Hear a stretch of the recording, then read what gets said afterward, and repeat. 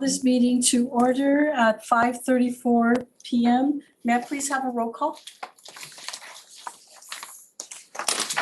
Board Member Dina Flores. Present. Board Member Dolores Rivera. Here. Board Member Aaron Cimental. Present. Board Member Patrice Tenzioni. Present. Board Member Armando Barajas. He is on his way. He should be here any moment. Superintendent Dr. Alejandro Alvarez. Present. Dr. Dina Kennard. Diana Kennard. Sorry. Marisa La Barba. Present. Tamika Lee Nolasco. Present.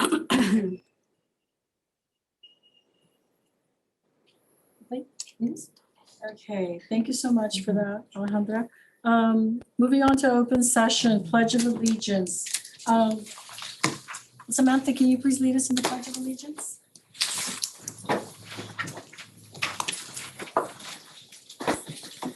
Place your right hand over your heart. I pledge allegiance to the flag of the United States of America and and to the republic for which it stands, one nation, under God, indivisible, with liberty and justice for all. Thank you, Samantha. Okay, item number 2, Student Board Representative Report. Samantha, can you please give us the report? School announcements for Don Julian. Our EL task force attended an excellent 2.5-day conference on supports for our English learner population. We welcomed our new community school specialist, Miss Angela Garcia, to our Don Julian team. We had a 6th grade 2-day lesson from the Discovery Cube in Santa Ana come in and teach a lab on water purification. We are preparing for our fall fiesta on Friday, October 27th on our campus from 3:30 to 6 p.m. Food, games, music, and student performances. VanWig announcements. The VanWig teachers and scholars have been hard at work in their classrooms. Working on reading, writing, and math, our 5th grade scholars have been doing some critical thinking with the novels they are reading, and our kindergarteners are learning about insects and have done some writing about spiders. We had the Aquarium of the Pacific on wheels come to VanWig, and all our students got to visit some fun ocean animals last week. We are all preparing for upcoming benchmarks, and students are eager to learn and grow as VanWig Wildcat scholars. We are looking forward to a fantastic November with our VanWig Wildcats. Sunkist announcements. Sunkist is proud to announce that our folklorico dance program is well underway. Thank you to Ms. Espinoza, who choreographs such a wonderful program for our Sunkist Tigers every year. We are excited to see our program has grown in numbers since last year. We are also proud to announce that we are starting our student ASB. Thank you to Mrs. Sejovia, who has taken on such a tremendous and important responsibility. Our Tigers will be starting their campaigning in 2 weeks. We cannot wait to see our Tigers share their joy and creativity in becoming student leaders. Edgewood Academy announcements. At Edgewood Academy, the Brave Knights are working hard academically. Our middle school students finished their benchmark last week and are off to a good start in the first quarter. We look forward to the hard work and growth this school year. We're also excited to announce that our attendance has slowly shown improvement. There are multiple attendance challenges happening throughout the year that incentivize students. Our ASB has been hard at work as well, getting events ready for our students. We will also be hosting a family Halloween dance and Kona Ice fundraiser on October 25th. We're also celebrating our Red Ribbon Week this entire week with different dress-up days and messages to students about why it's important to be drug-free. Students are showing off their artistic skills and creativity with our pumpkin painting contest. Lastly, our Brave Knights will be participating in our annual Halloween character parade on October 31st. These are exciting times at Edgewood Academy. Torch Middle School announcements. Our Trojans have been working diligently for the past weeks. Our 11th week is upon us, and our Trojans have successfully completed their quarter one benchmarks. Our PBIS celebration is coming up soon, where we will be celebrating students that are embodying our torch expectations, which are to be safe, be respectful, and responsible. Students are enthusiastic about our Red Ribbon Week, in which we promote to stay drug-free, followed by honoring those affected by cancer on our Pink Out Day. Our Trojan students, staff, and parents are also preparing and planning our Fall Festival, which is approaching quickly on November 9th. There's great excitement about the attendance challenge amongst our grade levels, which is encouraging students to be at school every day. We are on our way to meet our attendance goal. We continue to look forward to an eventful school year. It is always a great day to be a Trojan. BHS announcements. Bassett High School has had a great month. Our students have been very busy working on their academics as the first quarter just ended. Our students wrapped up great girls volleyball and football season. We're so proud of our student athletes. Our band has been rocking it, playing at all of our football games, and recently during our BHS Aquatic Center's groundbreaking ceremony. Bassett High School hosted a very successful homecoming game and dance. We have also had a rally where students showcased their Olympian spirit. Our students are also attended the 56th Annual Assembly College and Career Fair at Los Altos High School, followed by college trips to UCLA and UC Santa Barbara. We recognized our senior girls at their final volleyball game and also recognized our band, cheer, and football players at our last home football game. Our cross-country team continues to go out and represent Bassett High School well in various meets in our area. The Bassett High School Mesa Club attended an event at Cal State LA in preparation for this year's Mesa competition. It is always a great day to be an Olympian. Nueva Vista High School announcements. Nueva Vista High School students continue to work hard on their academics and prepare for college and career. They have visited the Bassett High School Adult School on a walking field trip to explore different career paths that they can begin here in the BUSD. Nueva Vista Explorers have been actively working on their garden and have been working hard to build a Nueva Vista High School leadership group. Lots of great things are happening at Nueva Vista High School. That is all. Thank you, Samantha. Please accept my apologies. I want to go back a step back. Can I get a motion to approve the agenda of the regular board meeting for October 24th? So moved. Seconded.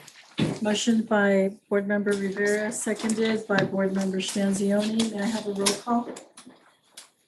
Aye. Patrice? Aye. No, I said aye. Aye. Let's recognize Board Member Barajas at 5:41.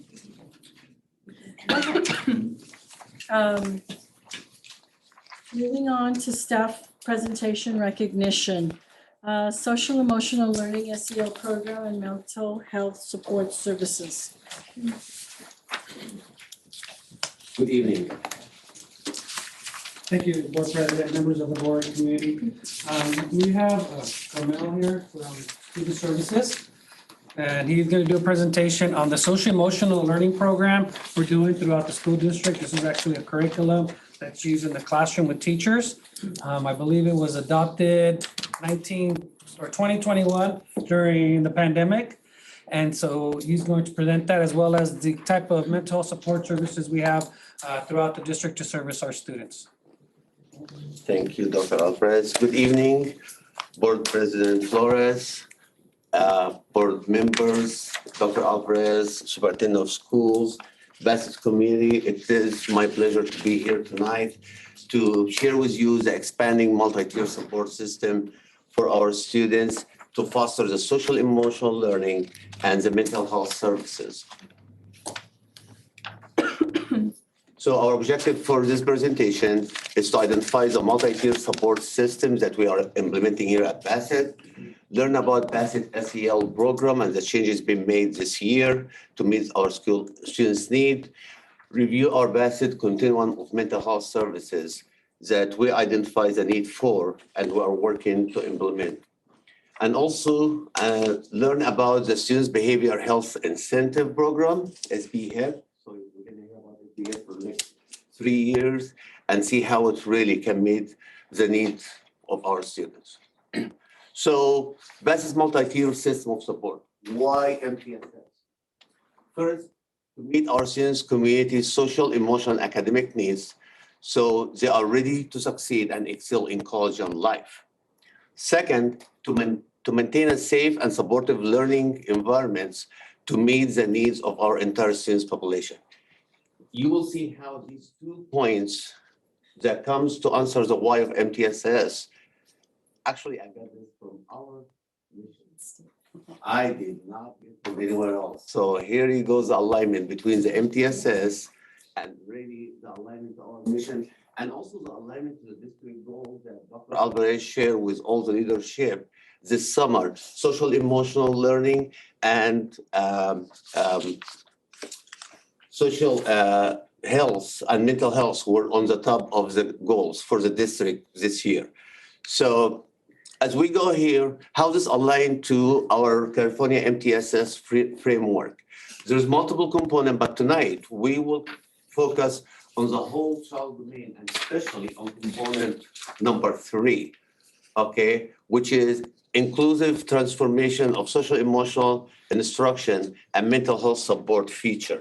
So this is my part here. The student service been focusing on that part. The other component been addressed by educational service, with the leadership of Dr. Kennard. So the whole child domain, really, we have to understand all the features that really lay under this part.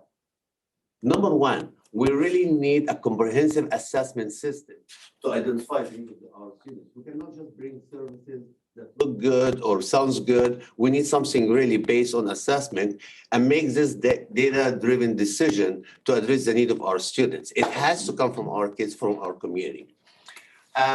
Second is to create and utilize our teams, including specialized service. And when it comes, you will see how we really build in capacity within our counseling team and with our admin who attend the big part of this implementation, as well as finding outside provider to fill in the gap and close the gap. So when the kids need service and support, they are right there.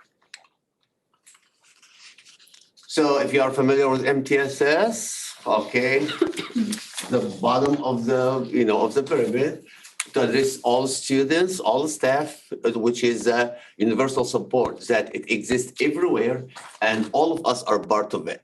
The way every staff member, every teachers, everybody involved with this.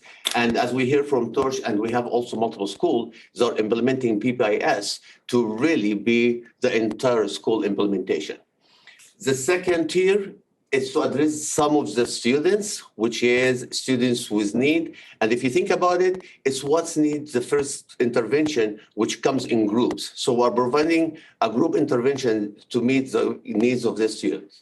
And the last tier, tier 3, is few students who need very intensive care and support to meet their needs, okay? And this is usually, if we implement tier 1 and tier 2 the right way, this is only 5% of our students who need tier 3 intervention. Okay, we'll just take a second and highlight a couple of the elements on this slide, because what our school and community will look like if we implement this, if we fully implement this, what's school like? I want to point to a couple of things. I'm not going to try to use a pointer here, but being preventive.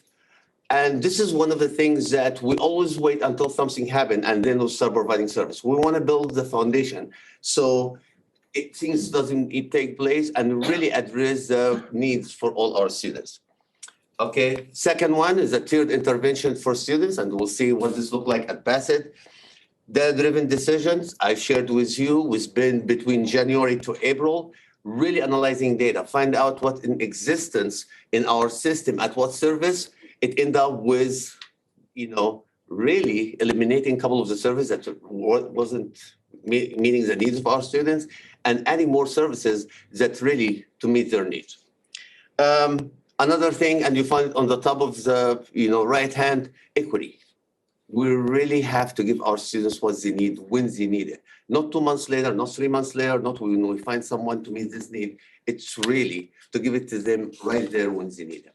So, and there's a lot of great features that it will show up in our campuses once we implement that.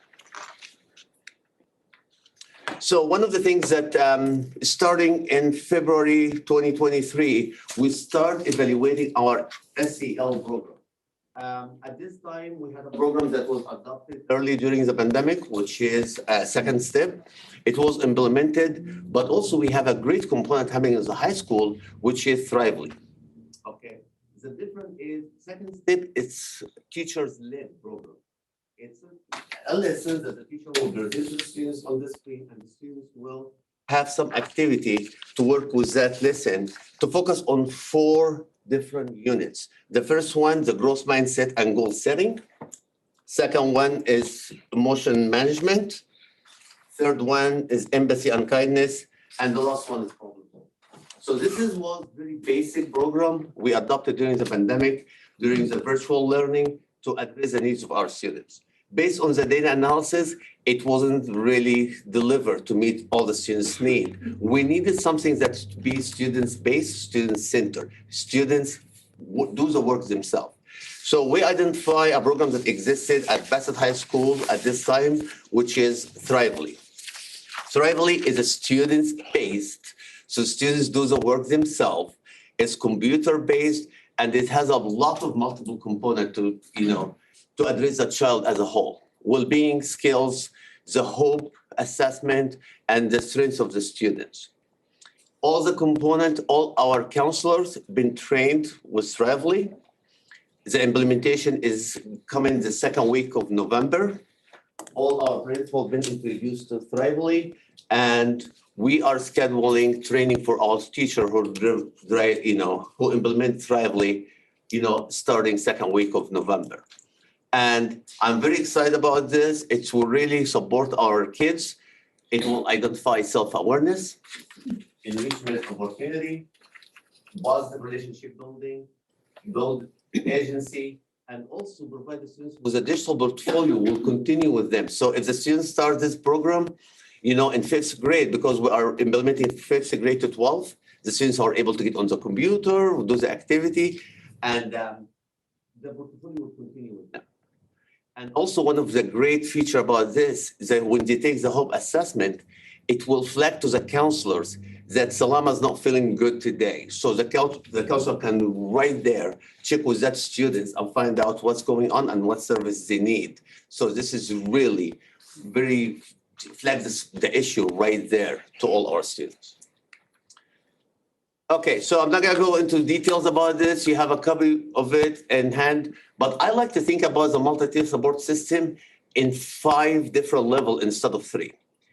The first 2 levels at the bottom are linked together to address the students because not all our students need the same thing, okay? And the second one is the early identification of students with mental health and behavior concern. It is so important to identify them. When you are doing the activity in the classroom, it is very important to identify who they are before you start taking them to tier 2, which is at-risk students, okay? And then move to tier 3, which identifies students with chronic and severe needs that need to be addressed. And this is a model that we are adopting to address the students' needs.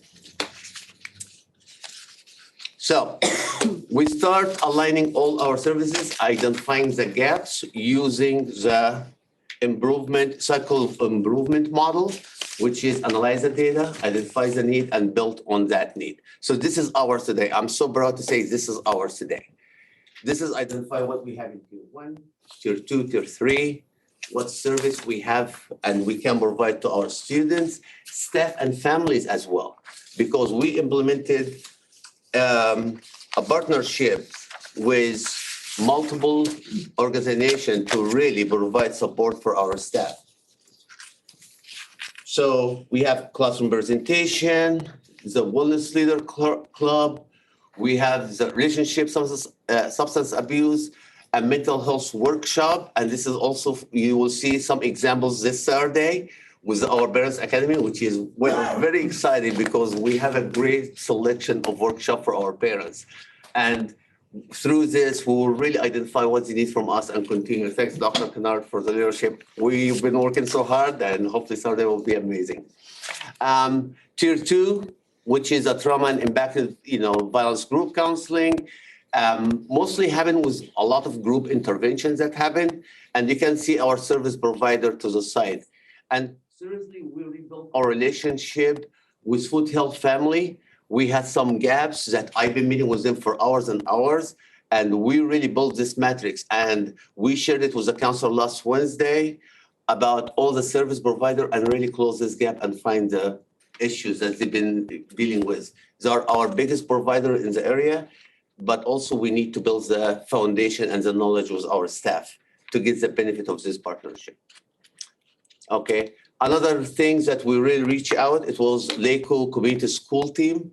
LACO Community School, as you know, it happened at Bassett High School, and it is, statewide recognized program, just to let you know. It's been recognized by the state. Today, we had our first implementation meeting at Don Julian. So Don Julian going next. Today, this morning, Mr. Arias and myself met with the team, and we're very excited to implement it and get the grant for Don Julian. And we'll continue to implement it for the other school. But also, I went to them to Lake and I said, okay, Bassett High School getting all this support and help. How can we take this to our middle school? So they build a matrix that include 15 different workshops to address the need of our schools, and they provide it for free to any size they need it. 2 of them for our families, 3 for our staff, and 4 for our students in class. So we get more service from them as we move forward. I know I take a lot of time. I get too excited. SBHIP is the grant that's coming to us. It's all the, all these organizations that you can see are part of SBHIP. It's very important. And here's the thing. Here's a timeline for SBHIP. SBHIP is 398 million incentive payments, and Bassett 25 has been addressed, been included as one of the school districts who needs some support. So the district completed the need assessment back in October. We identify some area, and we are continuing the implementation to sustain in 2025 and continue with this support. So very quick, the component of the building system of support, the telehealth and structures that we need. You may hear October 2nd about the kickoff of our mental health with Hazel Health. Now, every school you walk in, there is a corner identified to provide mental health services on site for the kids that receive at home for all students free of charge. Okay. I can have it wherever our counselors spend time in training, our principals as well, and we recognize them for their hard work. And now all our students can get the service. The telehealth service is a free. So what happens if the kids identify to have mental health needs? Usually they wait for a period of time in order to receive the service. Telehealth is 6 to 10 weeks counseling, online counseling, that fill in this gap between identifying the needs and getting the students to long-term support if needed. Okay. Behavioral health wellness program, I'll get into that, and also have the workforce that identify in our district and build the capacity in our team. Okay, so I spoke about Hazel Health. It's a mental health services accessible for all students, regardless of insurance status, immigration status, or ability to pay. And it can happen at home at 7 a.m. to 7 p.m. And they have a great group of, multicultural, diverse counselors that really support our students. Right now, we have already, I'm looking at the data so far, we have at least 6 students already been referred and 2 of them scheduled services already. So already since October 2nd, so in the last 20 days. Okay, so this again, a little bit. So the wellness program and its training and technical assistance, increase the number of school and district staff, and we focus on our counseling team, and we focus also on our principal based on the need. So far, 2 months ago, our district adopted the Columbia Suicide Risk Assessment Tool. All our counselors been trained to use this assessment tool to recognize the suicide risk before decision to someone out or ask for, help support with the 5150 cases. So they are all trained by the mental health department and has this as easy assessment to identify the needs. Okay, we're talking about the threat and crisis response procedures and also behavioral health training, which is our teams are receiving to build capacity within. Wellness program, I'm not gonna take credit for this one because I was kind of like think about space and stuff like this, but seriously, Dr. Kennard, you just took me around school by school, work with our amazing principal, and we identify a wellness space in every single school. So every single school will have a wellness space. And by the way, to be proud, I took this picture from NACO presentation, and it is Bassett High School. Yes, that's what they show other districts. To identify wellness space. Wellness program will provide each school site with $40,000 to build a safe space for that. So intern, outside service provider can come to this space and support the students and provide services. Because before it was which office we're gonna put them, which corner we're gonna put them. Now each school starting January, and now they get to go shopping and for all these components to build their own space to meet the needs of the kids.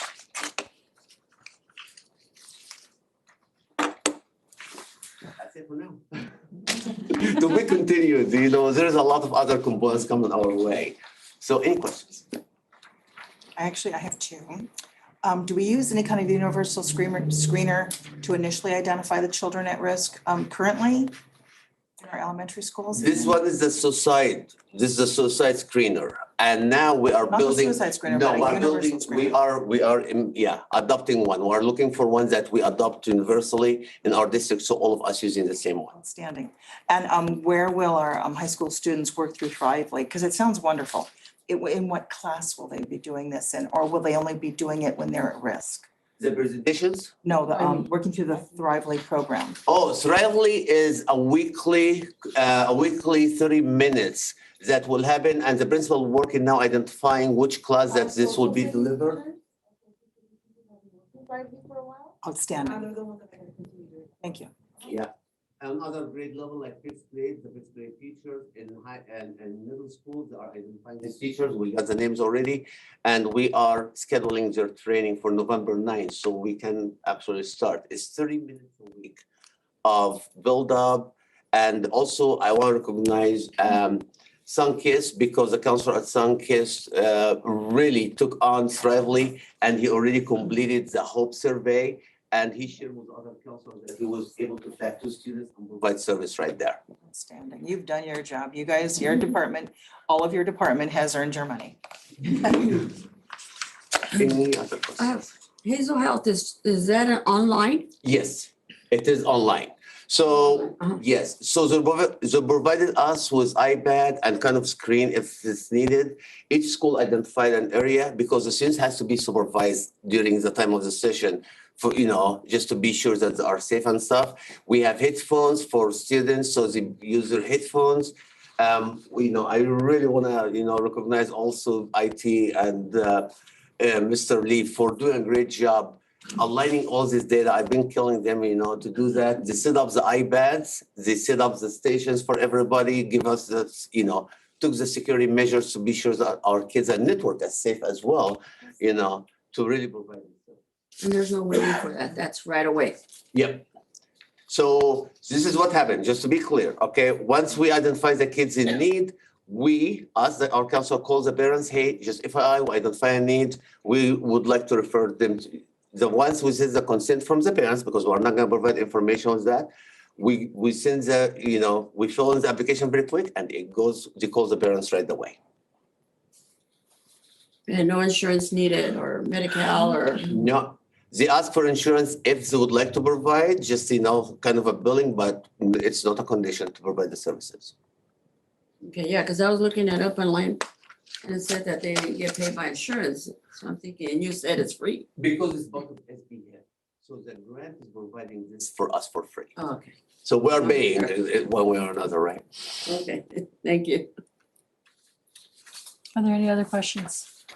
First, I want to thank you all for this presentation, expanding beyond just the academic side into mental health, social, emotional well-being. I mean, that's something that, of course, has impacted a lot of our youngsters, especially because of COVID and the learning loss that happened. Not only that, of course, development-wise, we're seeing it across a lot of our schools, the youngsters going to school for the first time, having social, emotional problems or difficulties. So it's awesome. I appreciate this. I do have a question. Because we're doing this at my school right now. Mhm. But at this point, do we have, and it's probably for the rest of the staff as well, do we have MTSS models just on the academic side that are already established at our schools, or is that something that's still in progress? My department is social emotional. Okay, then, never mind. I'll ask later. So, Thank you. yes, I appreciate I appreciate that. Any other questions? I just want to give my commendations to you and your team for this presentation. Again, to echo my colleagues, I think it's amazing, specifically as our kids, they can't learn if they're struggling with this aspect of their side of school. It's not just academics, it's all other aspects of it too. So I appreciate it. It's a lot of information. I'm looking forward to see where it goes. And I have no other questions at that time. Just giving my thanks. Thank you, and thank you to the Thank you. principals. Thank you.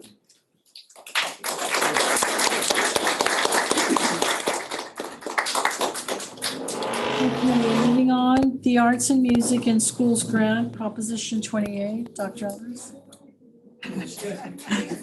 Board President, I'd like to ask Dr. Kennard and the principals to come up to present to the board what they put together, working through with their staff and school side on the arts and music grant from Proposition 28.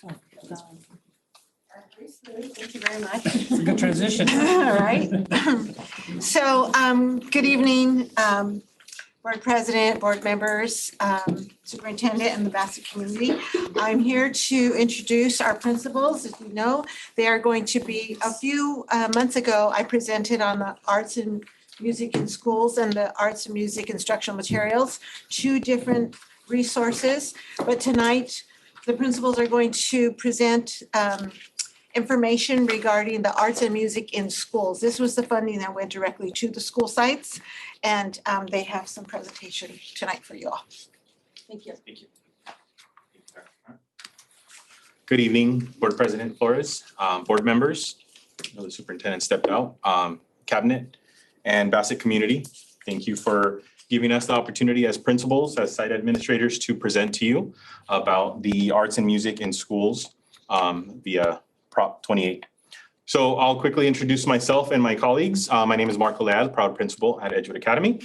We also have Mr. Arianes, principal of Don Julian, Ms. Munoz, principal of Torch, Dr. Maldonado, principal of Bassett High School and Nueva Vista High School, Ms. Paredes, principal of Van Wig Elementary, and Mrs. Esquer, principal of Sunkist Elementary. Next slide, please. Thank you. So the arts and music in schools through Prop 28. This is just an outline of the allowable use of the funds. So 80% of the funds that are coming to the schools will be used to employ certificated or classified employees to provide arts education instruction. There is a portion that would then go to training supplies, also the curriculum, professional learning, and also materials. We also have the opportunity to partner with arts educational programs outside of our own district. 1% of the funds will go to administrative costs. Up next, I'll go ahead and introduce Mr. Arianes again. Good evening. So rolling right on with the rest of the presentation, Prop 28, Arts and Music in Schools. So Prop 28 is a measure that requires states to establish an ongoing program that supports arts instruction. It is beginning this school year in 2023. And the prop was approved back in November of 2022. So a couple of pieces of information. We get basically 1% of the K-12 portion of Prop 98 to fund this for this fiscal year. So the LEA allocation is adjusted annually every year. And obviously, the school sites that are eligible are all schools, public, and all TK through 12 schools in the state, along with special schools. California State preschool programs and preschools for pupils with exceptional needs, okay? The first allocation begins this year, the year 2023 and 2024, and funding is calculated at the school site based on pupil enrollment. So we all have a different funding amount for each school site based on our student enrollment here in Bassett Unified. Okay, I'd like to introduce Mrs. Gare. Good evening, everyone. So we'd like to share with you how we received educational partner input. Educational partners input was gathered from the following groups. We worked with our parents via School Site Council, Coffee with the Principal, Parent Square, Class Dojo, and parent volunteers. Staff input was gathered via our instructional leadership teams and staff meetings. And then lastly, we had student input from student leaders and ASB leaders, grades 4 through 12. So this is how we gathered all of our input to be sure that we represented all of the voices. And next, I would like to introduce Ms. Paredes, Principal of Van Wyck.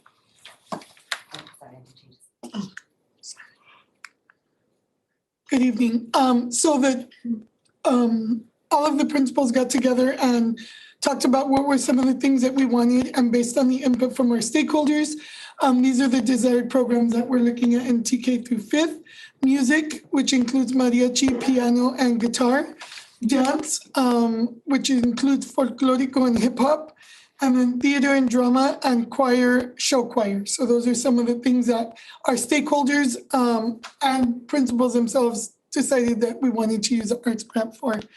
Thank you, and now I'm going to present Ms. Munoz. Good evening. I wanted to present the 6 through 8 desired programs along with our other 2 schools. We gathered the desired programs to be acting and filmmaking for our students, along with dance and coding programs. We also included art and painting. And now to introduce the high school principal, Dr. Maldonado. Good evening. So based on the survey of both of our sites, our list is very extensive because our plan is pretty much ready to go. So we are looking at mariachi and after school, after hours mariachi group, percussion instruction to kind of enhance what the band's already doing, but to have someone who can just specify just on percussion so our kids could be out there competing with the winter line and with the other schools. Airbrushing is another thing that our kids are really interested in, and the mural club. Thinking about choir, really thinking about how do we build our choir with a piano accompanist, which is also something that we need as we move forward in the arts. An embroidery club. So like right now, at this moment, we have a fashion club that meets after school. So we're thinking of how do we expand that and include embroidery. A lot of our kids are entrepreneurs and they're thinking about how can we, make hats and bags and, start to build a little business. As far as dance, Nueva Vista really wants dance. So we're looking at how do we build that. Painting, and then another thing that really came up through our all of our surveys was arts field trips. Our kids really want to be able to get out there in the world and see art, right? Especially as they're learning it as we go along. Okay, so at this point, I think I'm the last person. So if you have any questions, you can ask them. Any questions you might have, let us know. So, any questions? Are all the desired programs not in the schools already, or is there some already in the schools?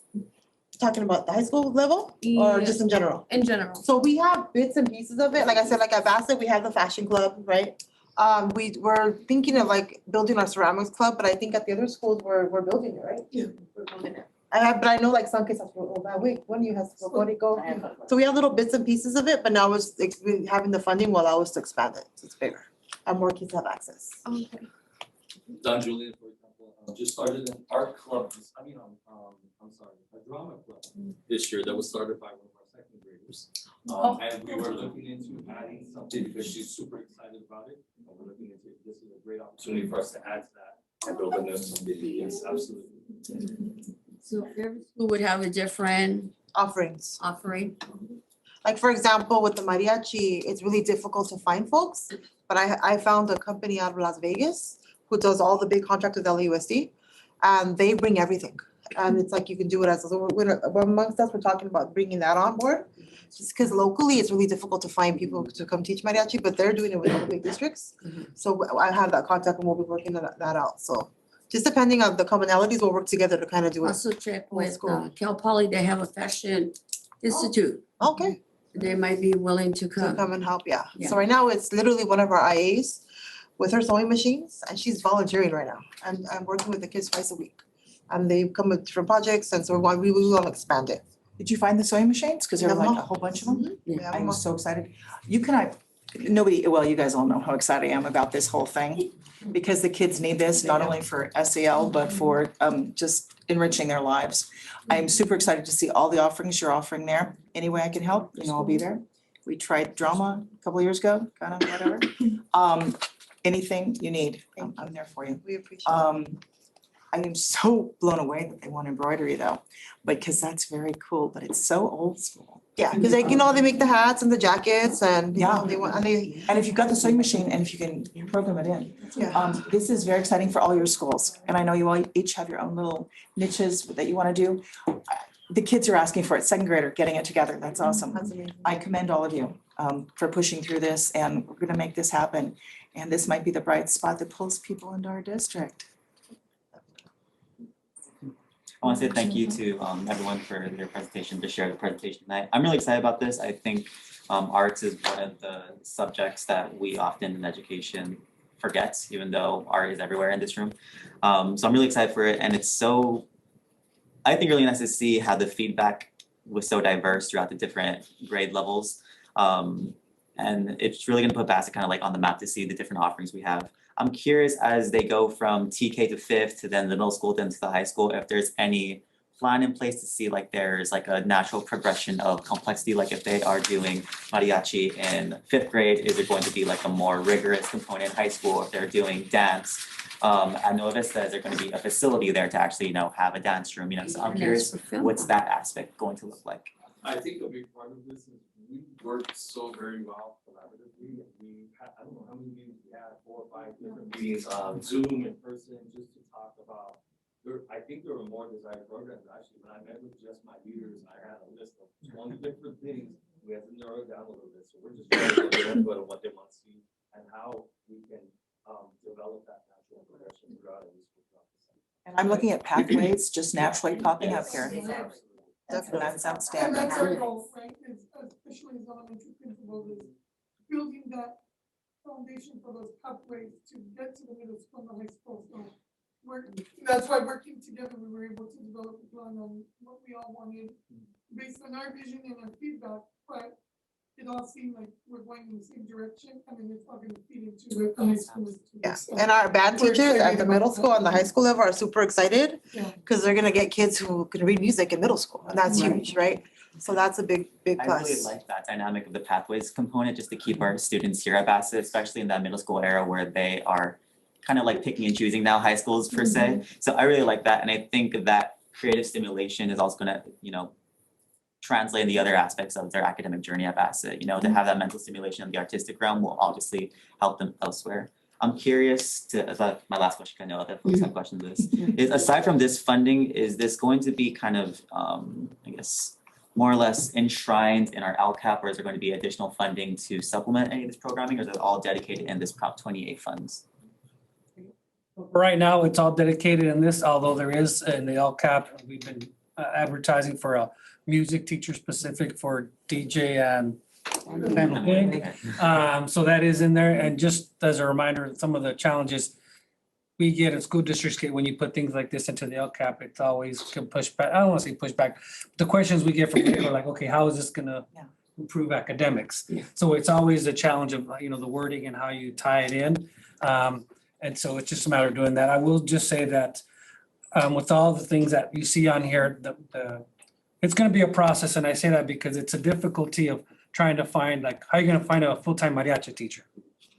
And so I think as the year, after the first year, maybe the second year, as we go through this, we'll be able to really more identify, okay, these are gonna move from maybe an after school to let's try to get it throughout the day, split between schools throughout the day as we are able to actually hire full-time staffing, because as a reminder, 80% of these funds have to go directly to staffing. And for something like mariachi, Dr. Maldonado was saying, well, we might have to contract that out because we just, how do you find it? So.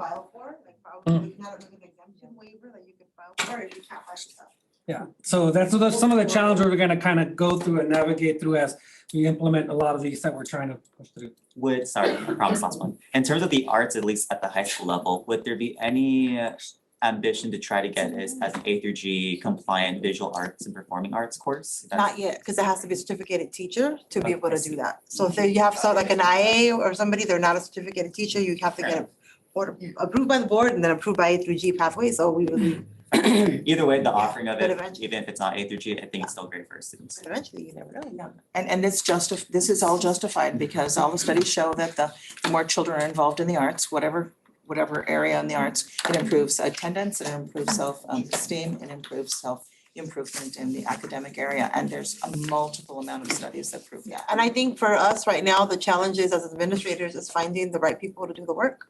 Because there's not a lot of, the arts was decimated like in the last few years, so now they're starting to build up. So I know as I'm looking for folks to vend with but they're not ready yet. But I know that once they see the funding coming through, they'll start applying for the insurance and then we'll probably have more of a variety as time goes on to vend with. I would like to see some filming since we already have the equipment at Van Wyck and Torch. Put that to use. The Wig is actually starting the That's it. film club. Yeah. And Mr. Girl is doing it with the fifth graders and we started about 3 weeks ago, so. We're Chris? hoping to have a projection done by the end of the year, but yeah. Did he work in the last time we had the film group go through Van Wyck? Is he the one that was trained? It's Mrs. Figueroa, the teacher, she's the one that's pretty Good. Okay, that's She's good. done it in the past. Because we've had the foundation laid already. That's good. Yeah. We have the equipment. And then it can go to you. Yes. Thank you. Board Member Barajas, do you have anything? For sure. I do want to thank you all for cooperation, collaboration, working together, because I know this is not an easy project. And seeing how y'all are putting Prop 28 fundings to work, it's awesome to see. It's not easy. I get it. I've seen it. I've seen the way that it works. Sometimes struggled with it myself. I've been asked to support and I'm like, oh my gosh. So that being said, I do appreciate the way that y'all are getting creative and, going through those hurdles, because you just shared it. Maybe a staff member doesn't want to cover it. So what is it that we're going to do? So contract out type of thing. I know that's not always the first thing we're looking at, but I mean, if it has to happen because of providing service with monies that are here for now, and who knows what happens in the future, maximize them. Definitely. So I appreciate that. Thank you, guys and gals. I would like to say thank you so much. I'm very, very excited about this because the arts gives students a creative out, and having that creative out and building on it, we will see an improvement in academics because they will want to be here, they want to learn. So I really think this kind of does go hand in hand. Super excited. I'm sorry, people, but I'm a business major. I'm excited about the coding. Given that we need more women in STEM, this is going to be really good. So I'm very excited for that. I do have one question. So for example, I see the sewing, well, let's take mariachi. If a student wants to do mariachi, can they navigate different campuses or do they have to stay on their campus? Well, that depends on how we execute the contract. Okay. Like the proposal that I have is for Bassett High School. But they're willing to do, I just got the rough numbers, but they're willing, they have capacity to do it.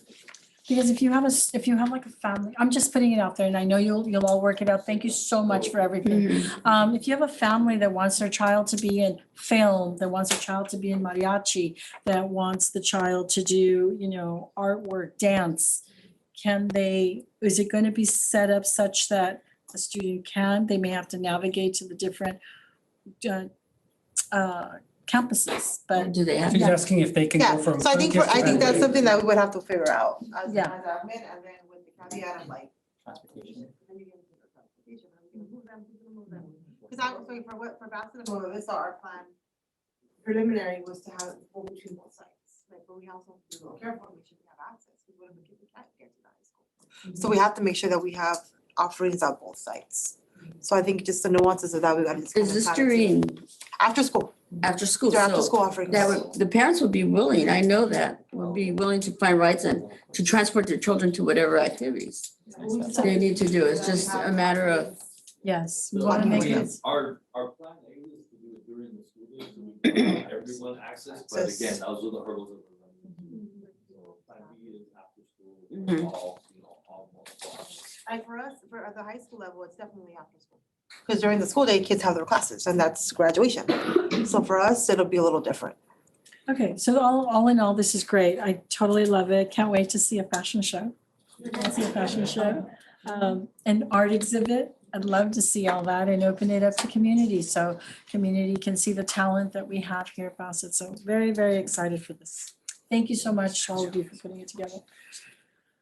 I was wondering if, do we have other monies available for the arts? Don't we have another bit of money that came in from somewhere for the arts? There's a block grant, but it got drastically reduced with the governor's budget. So with what we have left, Have to has see already what been the final used? amount is. Yeah, it might be able to augment what they need.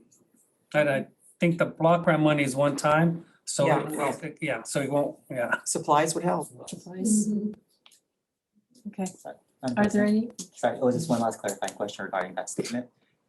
Was that that block grant, the VAPA presentation we received a couple months ago, or is this the same thing, the Prop 28? This is Prop 28. When I presented the last time, it was on both this arts and music in schools, as well as the AMIM, which is arts and music and instructional materials. And the instructional materials one is just a one-time block. I see. right? But this is the ongoing money for the school sites. Thank you for that clarification. Thank you, Madam President. anything else? We're good? Again, thank you all so much. Thank you.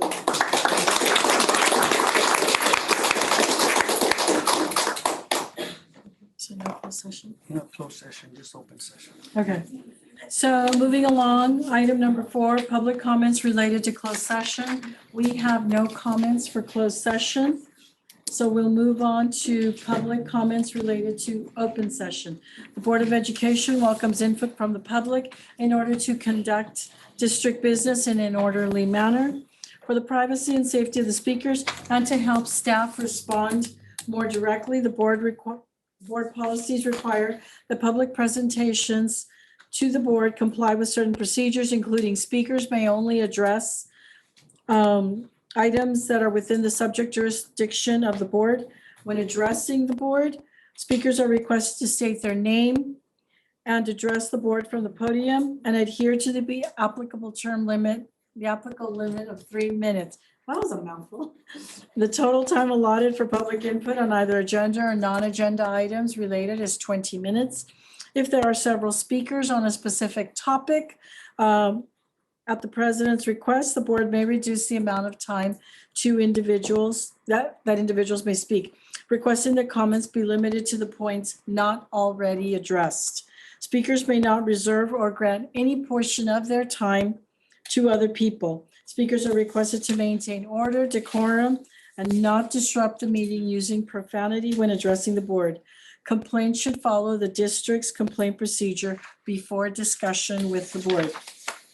Pursuant to Senate Bill 1100, the board president may remove disruptive individuals from a board meeting so long as the individual is first warned by the presiding board member that their behavior is disrupting the meeting, and failure to cease such behavior may result in removal. If the behavior does not promptly cease, the individual may be removed. So to the board, we have only 2 speakers, so no need to cut time. I'd like to first call Miss Yvette Sabiano.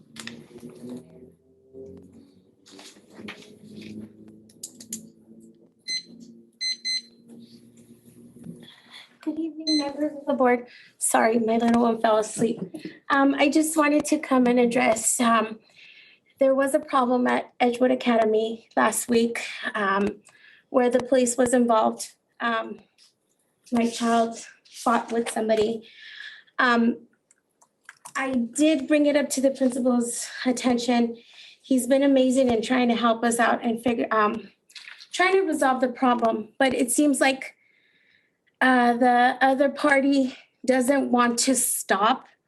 They continue in harassing my family, well, especially one of my kids, where he's being approached and making fun of, call him names. It's just getting out of control. Today, when I went to go pick up my kids, one of the family members got off the car and was at the school site standing in a pool, and all the family did was just like stand and dog. And school was over at 2:30. The family didn't leave the school site until 2:55. I couldn't even walk to my car. I couldn't leave my kids walk to the car because I don't want them to come as, tell Dr. Alvarez, hey, that family is harassing. I thought you were gonna help me, but it's the other way around. All I just ask is just please help me out with this because I'm tired of my kids being harassed every day. I'm tired of it. It's nonstop, day and night, and I'm tired of it. I don't want to do anything that I'm not supposed to, but I am getting very tired. And all I ask, if you can please help me out because I'm tired. I don't want to be bugging Mr. Leal. I don't want to come and bug Mr. Salama, and I definitely don't want to come and bug none of you guys. I don't like to. I like to keep everything to myself. The only time I bug is when I'm asking if I can help in any way. That's the only time you guys will see me. But other than that, all I ask is to please help me out with this. That's all I ask. Thank you. Thank you, Ms. Sabiano. Next speaker, Art Sabiano. Art Sabiano.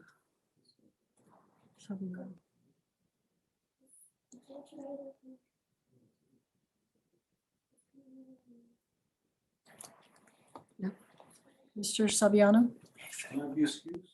Sure. Okay. He has motion not to. Okay. With that said, we will move on to superintendent comments. Thank you, Board President, members of the board, committee, those of you here. Just have a few things to note. First of all, I want to thank everyone, the board, staff, and community who attended the groundbreaking, the Bassett Aquatic Center groundbreaking. It was a great event. It did get warm, but luckily we got there early enough where we were able to leave before it really got hot. But I do really want to thank, first I want to recognize Alexandra, Liz, Dave, his team. They were amazing. Eileen from coming to help put it all together. It was amazing. It was a success. Everything looked great.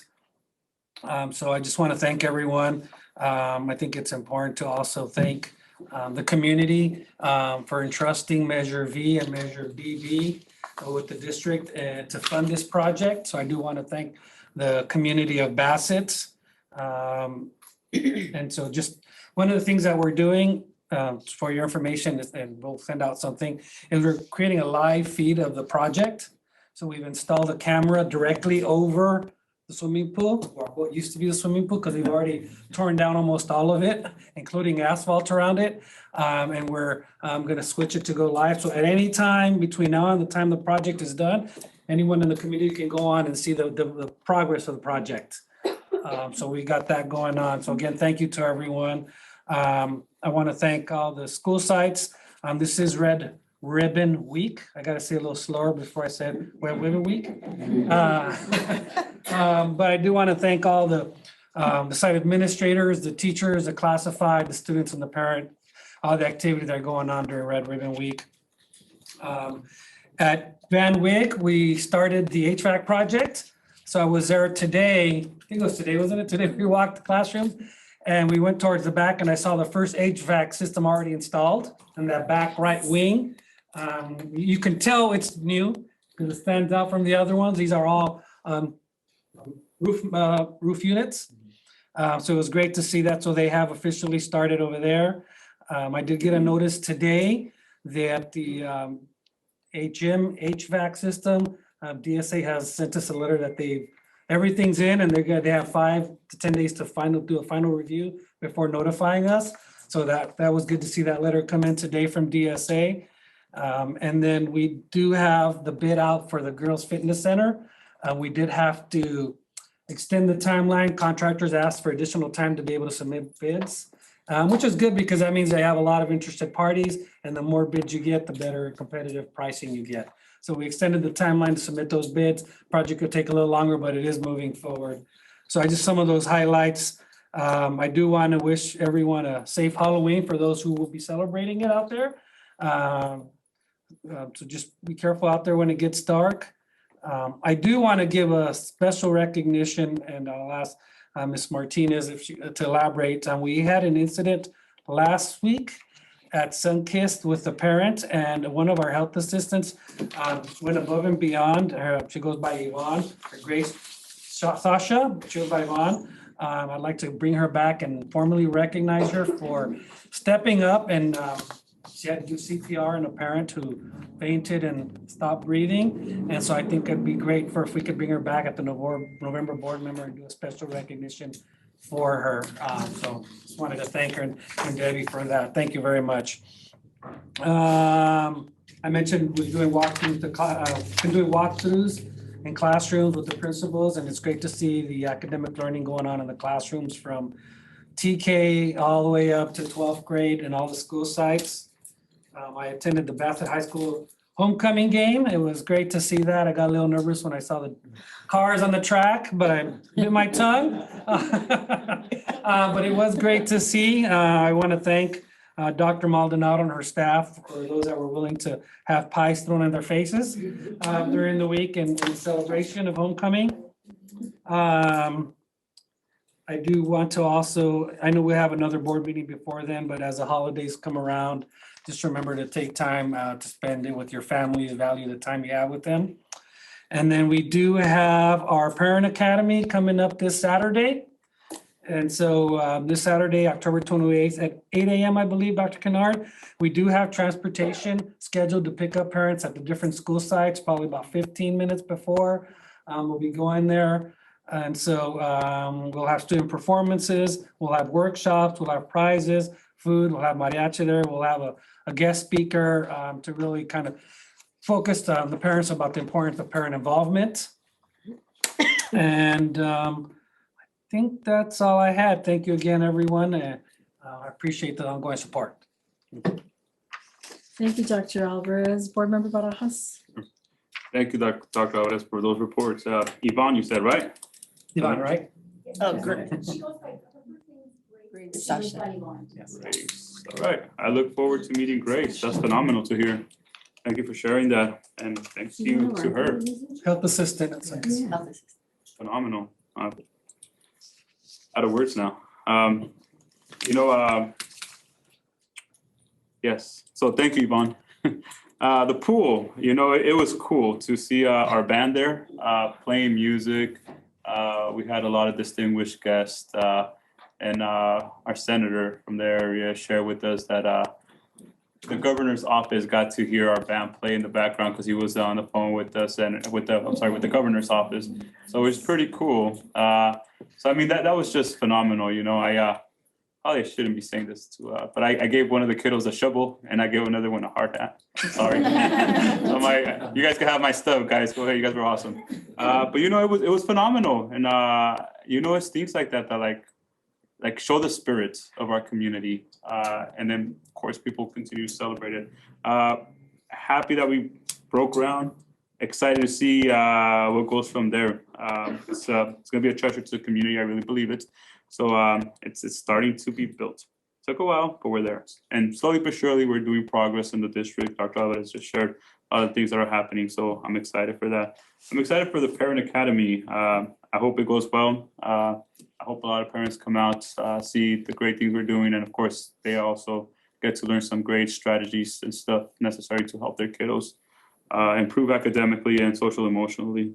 And lastly, yes, as Dr. Alvarez shared, I wish everybody has a safe Halloween out there. Stay safe, and for those who celebrate Dia de los Muertos, hope you have a great Dia de los Muertos as well. Thank you and good night. Thank you, Board Member Barajas. Board Member Stanzioni? Good evening, everybody. Happy Filipino Heritage Month. That being said, when the movie 1521 comes out in wide release, and it was just purchased by a major distributing house, go see it. It was written by a Bassett alumna, Mary Krell Oishi. She was a student of Van Wyck, of Torch, and then of Bassett High School. Mary's an accomplished book author and award-winning screenplay writer, and she also taught in our district briefly. She's a class of 71, I believe, and I hear the movie is phenomenal. I had an engagement that I couldn't go see it. My brother went to go see it, being a classmate of hers, and he said it was amazing. It's pre-Spanish Philippines, and it's a lovely story. So definitely go see that. Also, it's Italian Heritage Month, and it's kind of funny that the culture that brought us the art renaissance that changed the world of art and arguably has the greatest singing tenors in the world and designers at all would be a relatively uncelebrated and unknown month. I didn't know about it until just maybe a week ago. And I'm Italian, but shouldn't we just celebrate everybody? So in that line, DJ, I can't wait to go to your Fall Fiesta, October 27th. I hope everybody that hears this goes. Van Wyck, the Aquarium on Wheels is fun. It's great for the kids. So glad you guys had it. Sunkiss Folklorico, please advertise when you're going to be presenting it, because that is going to be, it's such a beautiful art form. Torch, Pink Out. Thank you for having Pink Out Day. As a survivor, I totally thank you. I promise to wear pink every day this month, and I have pink socks on. Bassett, I can't say enough. The high school. I have gone to most of the games, which are wonderful, seeing the kids put their hearts into everything they do. But I had the great joy of going to the homecoming dance. And I have to give absolute kudos, and I keep on saying this to her, to Dr. Maldonado, for doing an outstanding job in keeping our kids safe. Last year, I complained about the lack of safety, and this year, I cannot tell you how incredibly safe I felt with all the children I knew that were in that room. And they had a ball. And I think they did. At least they looked like they did. They were dancing their hearts out until the last minute. It was great. But thank you, Dr. Maldonado, for taking care of our children. And I have to tell you this, she's greeting the children as they come in. She's treating them respectfully, but as a disciplining mother. But still, going back to the respectfully and loving. And to get that mix in an educator is key to getting the child to do what you want. So kudos again. Let's see, what else? Oh, Red Ribbon Week, happy Red Ribbon Week for those of us that have to wear these things.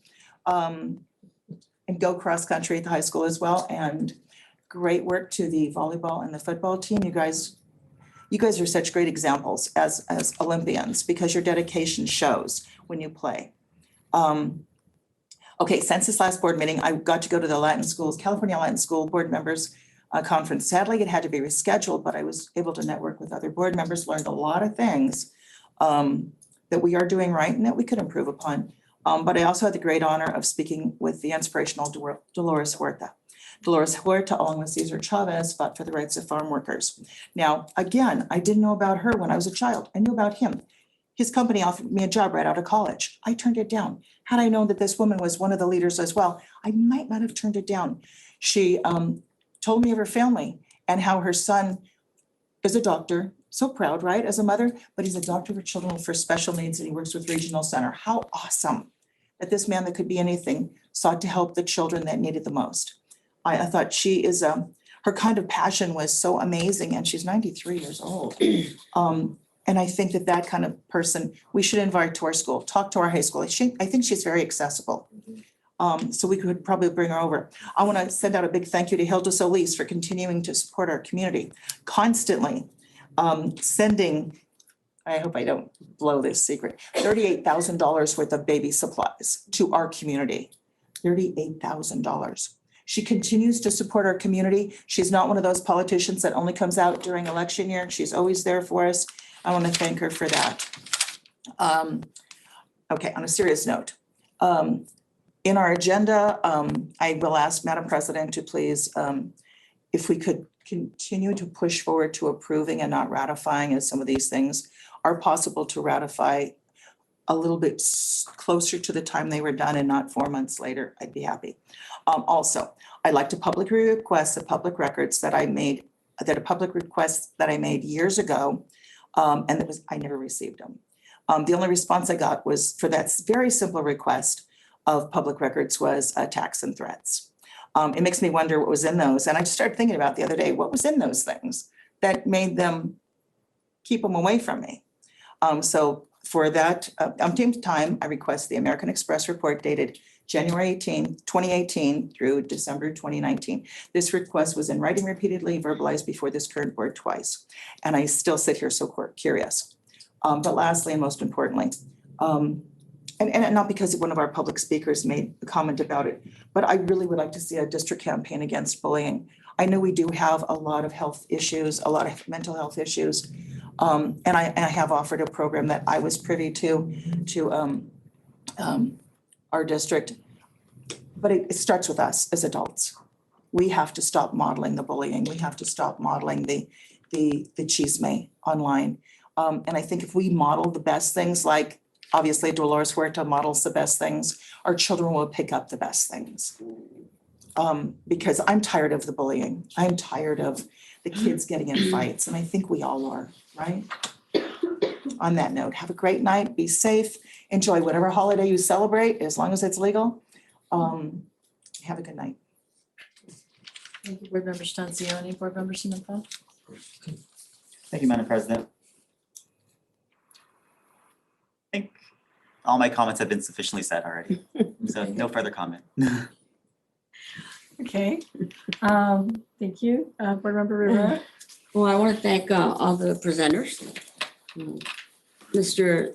Salama, the principals. Thank you all for your hard work and dedication to our students. And I also attended the conference that was rescheduled, that was canceled for striking. The workers were striking. We couldn't pass the line. But and I was thinking, okay, we're not doing the conference because they're striking. They have the union to speak for them, but who speaks for our students? We were there using school money to be there to learn and get ideas and all that. And it had to be canceled. You know, so I feel like our students were the ones that lost the knowledge that we would have brought back to them, or the programs or connections that we could have made there. And it was very sad that it was canceled. Also, the groundbreaking was great. I would have liked to see more community, but I know it's hard to get the community out there unless we feed everybody. Then they would come, because it was Saturday morning, breakfast time. Kids, don't get up early on Saturday. No, they don't get up early Monday through Friday. They get up early Saturdays and Sundays. Never mind, take that back. So, but yeah, no, it was great. It was fun. It was nice. I know he did give his heart had in them, and I said, you can't give it to one child. You have to give it to the whole band. You have to give one, because I only have one for each. But at least one of them had it. And then I'm also excited that we're doing all these programs, the mental health, the arts, and all that. And I feel like now we are really reaching the whole child. Now, if we could all take care of the bullying and the harassing of children, I think we would have an excellent, we have a great district already, but I think we would have an excellent, if we could deal with the harassing and and it's not just the children, it goes up to the adults. We need to, I don't know, maybe have a big town hall meeting on this, on what parents could and cannot do, let them know ahead of time. And maybe invite the sheriffs or somebody to talk to them more. And because a lot of it that I've seen at the schools is the parents egging them on. And the parents telling their kids, go ahead and, you defend yourself. If they tell you something, you punch them. You know, don't let them, or when you get home, I'm gonna punch you, you know, and that's not the way we need to do that anymore. You know, we need to, somewhere along the way, we lost our common sense and respect for one another. And we actually need to bring that back. One way or another, we need to bring that, the common sense back and the respect, because we're not using it. And with that, I'd like to wish everybody a fun and safe Halloween. And I'm one of the ones that celebrate Dia de los Muertos. I already started my altar and getting going. So have a safe Dia de los Muertos too. So good night, everybody, and thank you for attending the meeting. Thank you, Board Member Rivera. So I'd also like to reiterate, thank you once again to all the presentations that were done today. Mr. Kamal, I could feel your enthusiasm in there. And for the arts, I can't tell you enough how excited I am about that. Again, the well-rounded student, let's not just look at academics. Well-rounded is very important. And the groundbreaking, oh my gosh, I don't think anybody knows how excited about the pool. I've been relentless since the day I sat in this chair, blowing up his phone. Where are we? Where are we? Where are we? So, and thank you to the board. Thank you, because, you know, they've supported and everything. So we had a groundbreaking and it was really great. I really do wish more community would have been involved, but hey, we're going to have a ribbon cutting ceremony. So let's bring everybody out. And once again, thank you to the community, because we could not have done this without Measure V and also Measure BB. There will be money left in Measure BB, but projects to come. So also the HVAC is another thing that over the course of time, before I became a board member, I kept hearing about the HVAC. So you know what? When I sat in this chair, boom, what's going on with the HVAC? Let's get it done. And to hear that it's already coming to fruition, that's really great. Very excited about it. I did have the opportunity to go to most of the football games. I think I've been to most of the football games.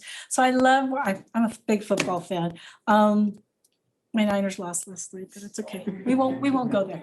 Anyway, so no, but I love watching the students just out there, pouring it out there, trying very hard to support and whatever not. Sometimes I feel like I'm almost like running up and down the sideline, just as excited when they grab the ball. Aaron's been with me on most of those.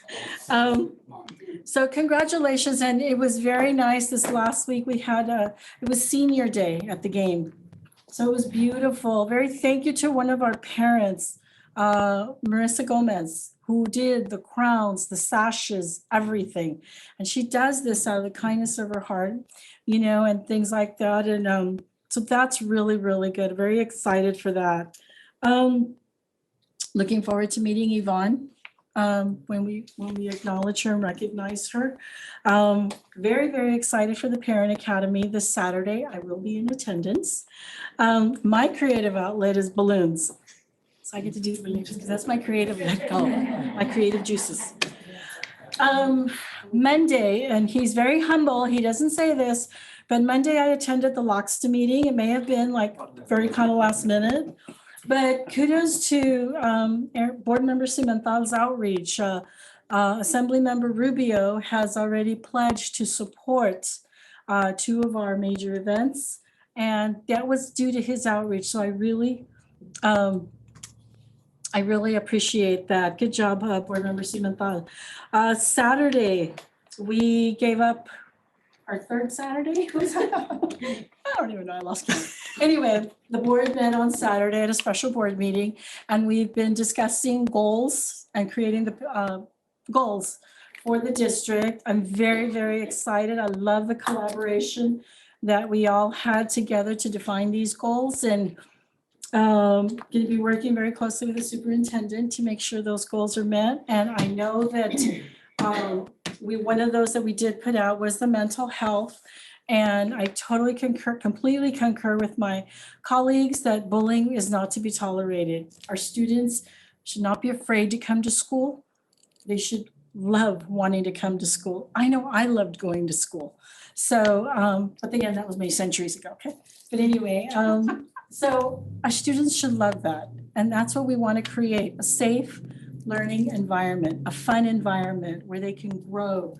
So all that way around, this is really good. So very excited to have those goals put out there and we could start working towards that.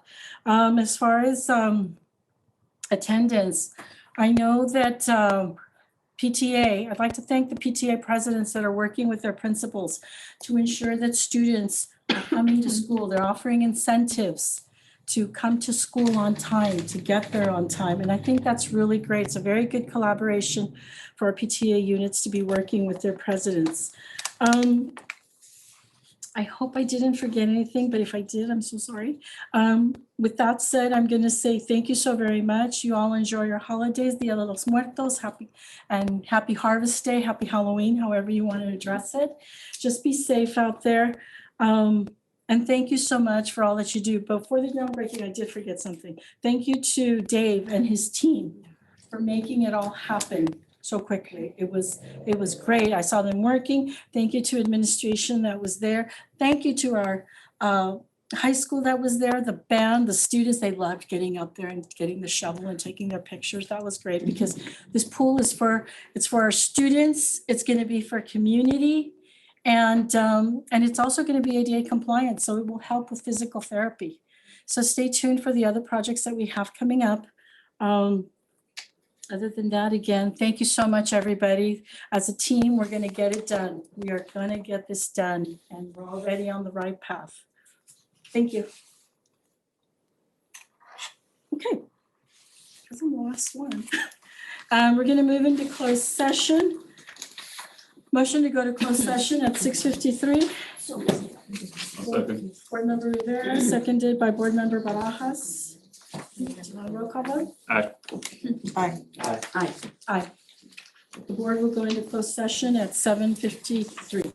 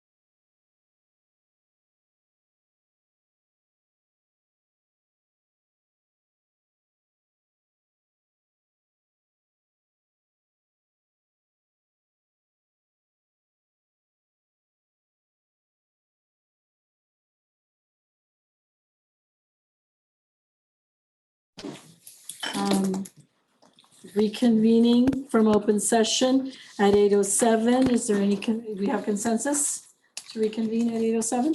Yes. Okay, good. May I, Board Member Cimental, may I have a report of action taken in closed session? Yes, Madam President. In closed session on a motion by Mrs. Flores and a second by Mr. Barajas, and a vote of 5 members approve and 0 members oppose, the governing board took action to approve request for settlement authority to resolve liability claim number LC number 24-03 Esmeralda Franco, CO vendor for Seidner's collision for $1,307.39. In closed session on a motion by Mr. Barajas and second by Ms. Stanzioni, and a vote of 5 members approve and 0 members opposed, the governing board took action to approve request for settlement authority to resolve claim numbers ASCW-011565, ASCY-012615, litigated claims, 1 employee, 2 claims, by way of compromise and release, CNR, for $120,000. Lastly, in closed session on a motion by Mr. Barajas and a second by Ms. Stanzioni, and a vote of 4 members approve, 1 member opposed, the governing board of education approved a settlement agreement for case number 19 STCV 22820 in the amount as follows, and authorize the superintendent to execute the final settlement agreement and relevant supporting documents. 1. The Bassett Unified School District and Alliance of Schools for Cooperative Insurance Programs agrees to pay plaintiff the sum of $7,500,000 as a total settlement agreement as outlined below. The Bassett Unified School District will issue a check to plaintiff in the gross amount of $937,500 as specified in the settlement agreement. This represents 15% of the total amount. Alliance of Schools for Cooperative Insurance Programs will issue payments for the total amount of $6,562,500 as specified in the settlement agreement. By a vote of the following votes in favor: Armando Barajas, Patrice Stanzioni, Erin Cimental, Dina Flores, 1 member opposed, Dolores Rivera. Thank you. Thank you, Board Member Cimental. Moving along to written communications, we have on the agenda supporting documents, Bassett USD 2223, notification from the Office of Education. Does anybody have any questions or wish to discuss that? Okay, so then moving right along, item number 11, notice of public hearing, Personnel Commission. Conduct a public hearing regarding appointment to the Personnel Commission. Is there any? You start the hearing. You have to open the public hearing. I know I was going to my agenda to find it. Oh, keep going, there you go, keep going. No, it's right there. Okay, so conduct a public hearing regarding appointment to the Personnel Commission. I open the public hearing at 8:11. Any comments?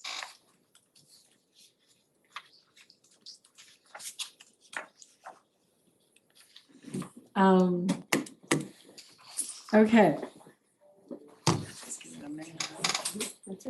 Close the public hearing. Okay, so if there are no comments and no questions or anything like that, I close the public hearing at 8:11. Okay, attached on there are supporting documentation. Okay, moving right along to item number 12. Tentative agreement between Bassett Teachers Association, BTA, and Bassett Unified School District for the 22-25 academic year. Superintendent recommends the Board of Education to approve the tentative agreement for 22-23, 23-24 negotiations of a successor agreement between Bassett Teachers Association and Bassett Unified District effective July 1, 22 through June 30th, 2025. I move to approve. Second. Motion by Board Member Barajas, seconded by Board Member Rivera. May I have a roll call vote? Aye. Aye. Aye. Aye. Okay, moving right along, on the second item, appointment of the Personnel Commission as the board's representative to the Personnel Commission. Superintendent recommends the Board of Education take action to recommend and appoint a Personnel Commissioner as the board's representative to the Personnel Commission effective December 1, 2023 through November 30th, 2026. Can I get a motion? So moved. Second.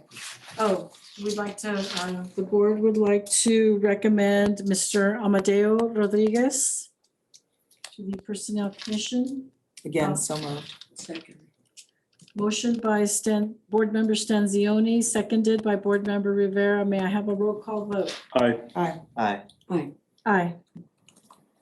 Congratulations, Mr. Rodriguez, you've been appointed. Okay, salary and health and welfare contribution increase for management, confidential, and other unrepresented employees. The superintendent recommends the Board of Education to approve the following compensation increase for management, confidential, and other unrepresented employees for the 22-23 year. 6% on schedule effective July 1, 22. 5% on schedule effective January 1, 2023. 6% on schedule effective January 1, 2024. Retroactive payments will only apply to employees who were employed until the last day of the 22-23 school year, or work calendar year. Upon approval, all management and confidential and unrepresented salary schedules will be adjusted and or modified in accordance with the terms approved by the governing Board of Education. Additionally, superintendent recommends the Board of Education to approve increase the health and welfare contributions for all management, confidential, and unrepresented employees effective September 1, 2023. $7,613 for single, $11,550 for two-party, $15,750 for family. Can I get a motion? Motion by Board Member Rivera. Can I get a second? Board Member Barajas, may I have a roll call vote? Aye. Aye. Aye. Aye. Okay. Approval of resolutions, if I could do a sweeping motion on this.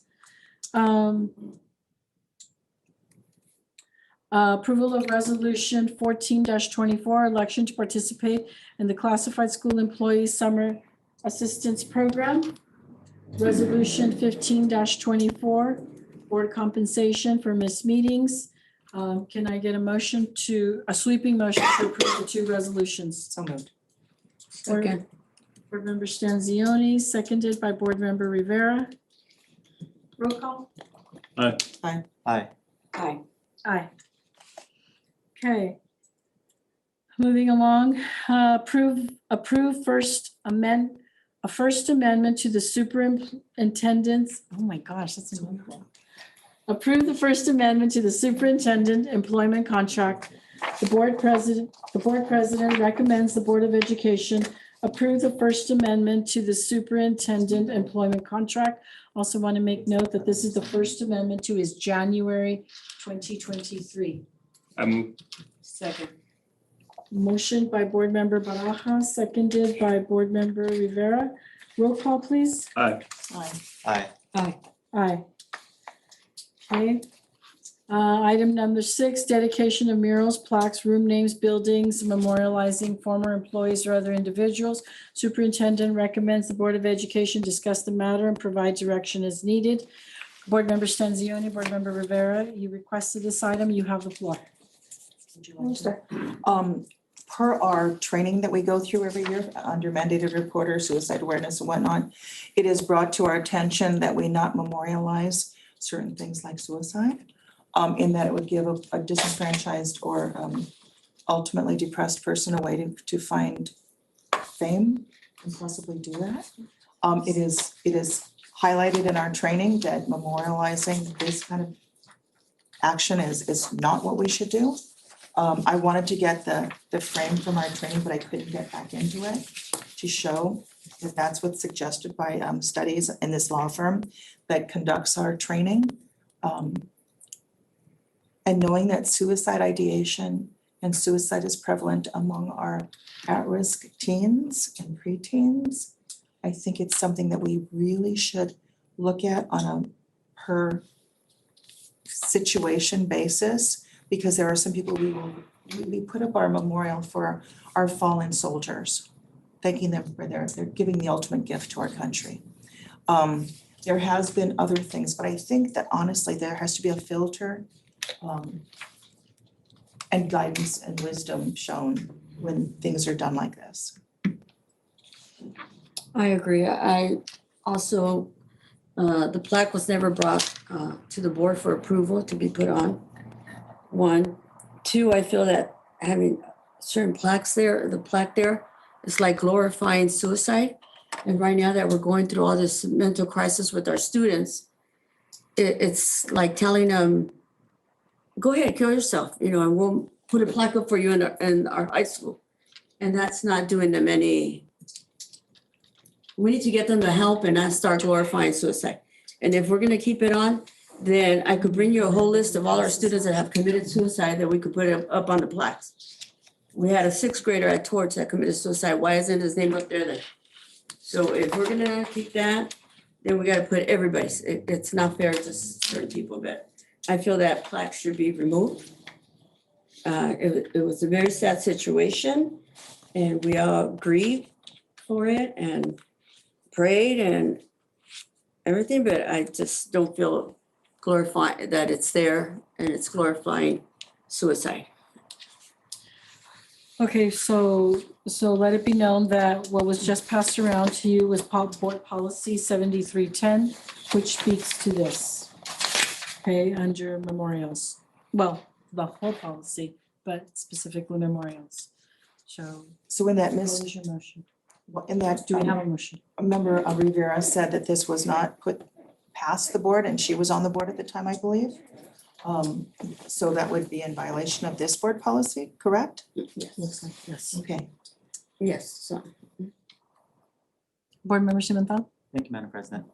I am, we have the board policy, and I, of course, as many people know, I'm stickler for the rules. I'm happy to, if the board feels compelled to do an inventory of what memorializations have or have not been explicitly approved by the board according to this policy.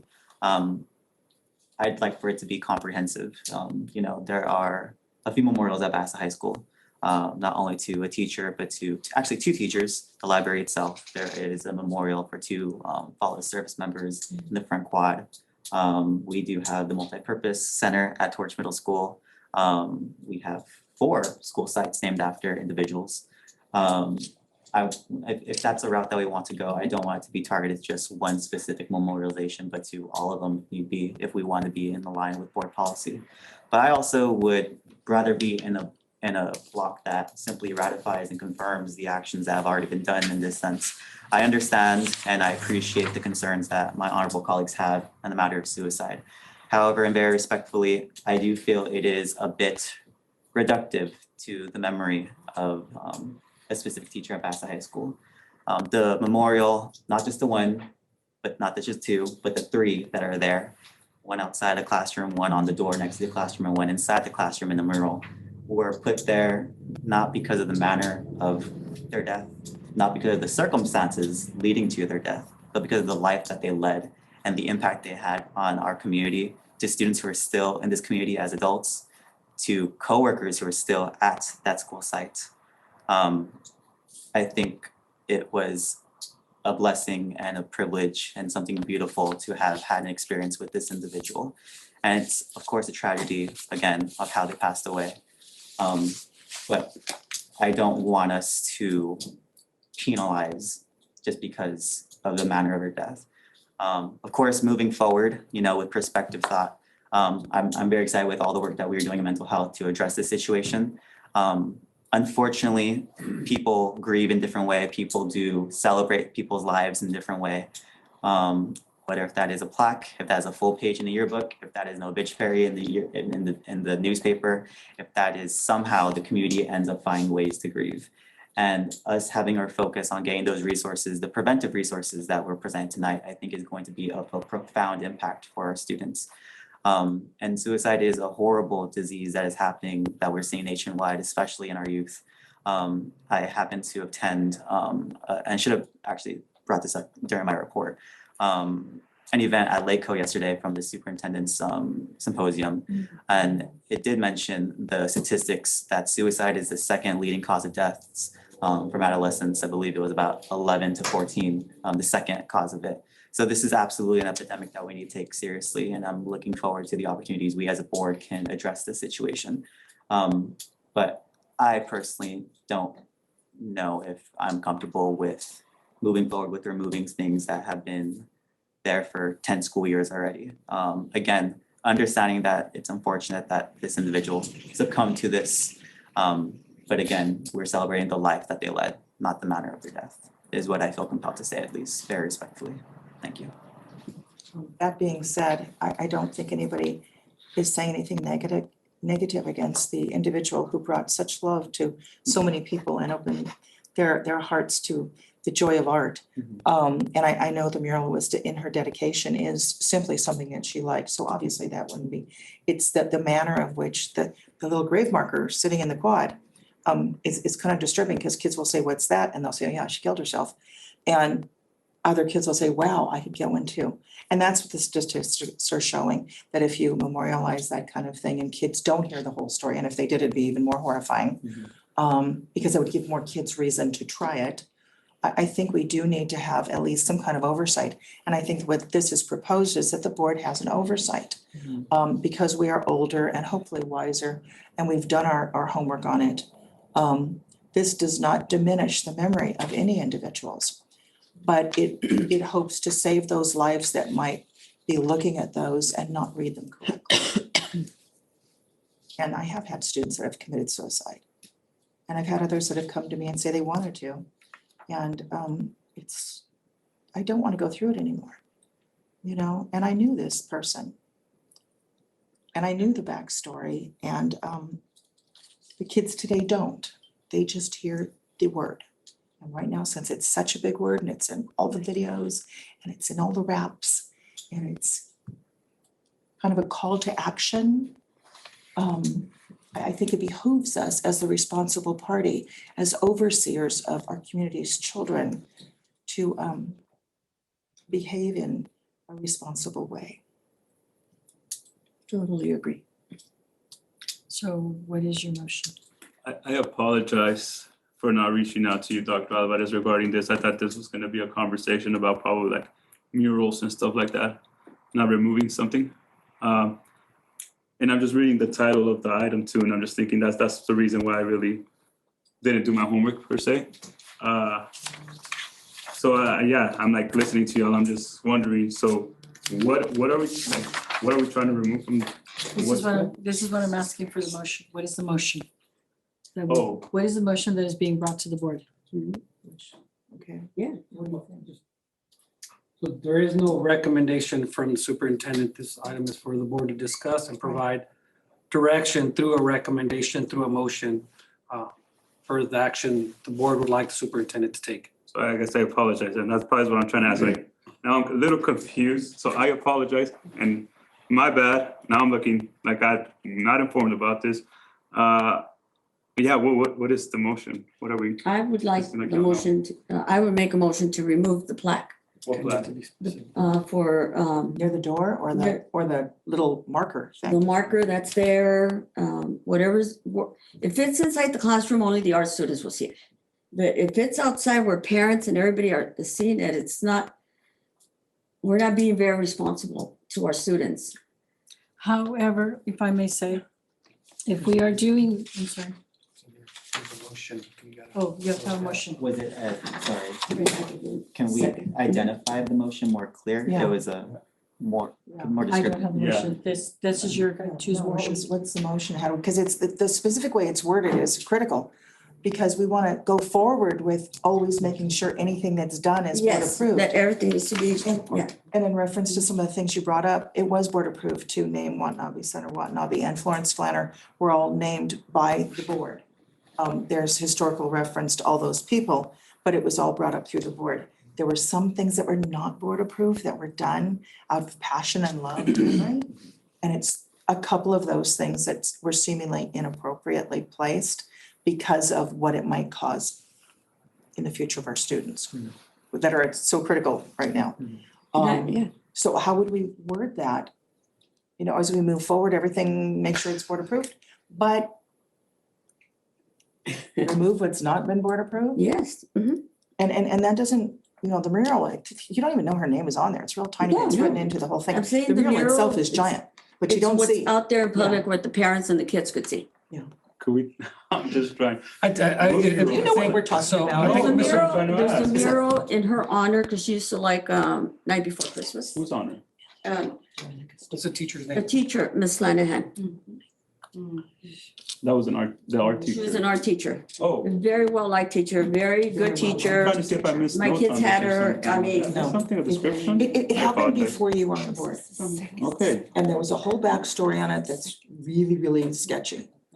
And did people lose their Yeah, jobs I think over he it or was get on disciplined? They got disciplined. 2014. Because I was Disciplined appointed. and No, demoted. you're 2018. Yeah, No. 2015. 15. This was 2013. yeah, it happened before I was appointed, so it happened before 2014. She passed away in 2013, July 1st. Yes. Okay. I think, Mr. Bras, the discussion is, at this point, is specific to Bassett High School and the former teacher named, and I'm sorry, since I'm not familiar, with Jennifer Lenahan, who was an art teacher, who sometime around 2000, correct me if I'm wrong, 2013, committed suicide for a variety of reasons, it appears. And since then, about a year later, the site, I'm not sure what the process was, but placed, from what I've seen, there's a plaque outside the art room. I think it says something like in loving memory of. And that's small. And yeah, it's probably no more than there's a 6 big by one. 6. And then it appears there's also right outside that door, there's a bench, a square grass patch with a tree on it. And it appears there's also A tablet. a tablet with her name as well. I'm Yeah, not it sure looks what like a- exactly it says, but at least those two. I don't know about a mural. I've never really seen Yeah, you wouldn't a notice it. mural. Inside. No, the mural's It's inside the inside the classroom. okay. You wouldn't notice it anyway. So- Her name is like small. So I think that's where the discussion is at right now, and about possibly removing those. I hear you. And we're just. It wasn't board approved, For it that wasn't item? board approved. And I've been asking for this since way back, Long time ago. long time ago. And we're just focusing on this item right now, though? It's the only one that seems to be the It's stimulus not board for. approved. Well, Uh-huh. I think, as, correct me if I'm wrong, Board Member Pimentel, this is a policy. So if these, the memorializations that didn't go through the board, that, it's like, if you're gonna do one, you gotta do them all. And that would Of be- course, naming the campuses, that's different, because that's historical. You know, that's historical Well, with the the building as founding well. of Bassett. The building was I don't board know, approved. I don't know, you would know about Watanabe because Yeah, it that was was board during. approved. That was board approved. Yeah. To call it Watanabe Center, yes. So if we can have a motion. How do we word it? A concise motion. How do we word it? Concise. To remove any plaque that was not board approved? Any Any plaque or, district-wide, huh? district-wide. We have more plaques district-wide? I don't know, that's, there may be, we don't know about, There that's used to be why. a plaque at Van Wyck, and it used to be in the fire circle. I know about this plaque. My brother has it. It's got my dad's name on it. It was board approved. As small as that was, those things were board approved in those days. It was just normal to board approve all those plaques that went in. So I have no problem with all those ones that have been in there because they were all board approved. I mean, we came to the board meeting. Do we need to direct staff to do an inventory and report back exactly which one, or just every time we find a new one, we just unilaterally I think you could I just think we've give seen the, most of them. give the approval and for the then, record? Again, if we want to Yes. go off of following a record, would it be best to then itemize what they are rather than by fiat to create just, Okay, wait, what it's saying here, again, the superintendent recommends the Board of Education discuss the matter and provide direction as needed. So if your motion is to remove any and all plaques that are not board approved, then now we're giving him direction to take care of it. I think I would feel more comfortable just getting an inventory of knowing all of them first. But and he wouldn't then, know the history of them. Well, I mean, they're gonna let us know which ones they were, I guess, and which ones were board approved. Who's and been then around using that our long? Policy, I mean, we're gonna use policy. You have minutes. Not for Not long. for that long, no, we don't. well, at that point, once we have the inventory, we would then proceed with either ratifying those that already do have them board approved, or just, I mean, declaring that they were board approved, or beginning the process of getting them board approved. We have the board policy, let's just formalize them. But the point is more than that. The point is deeper than that. The point is the reason why we want this one removed. Because it goes against the training that we all had to go through as when we went through our training with the law firms. And there's significant data that shows that memorializing this action creates more of a feeling of ideation in the young minds. And they have statistics that we read, and that is the concern.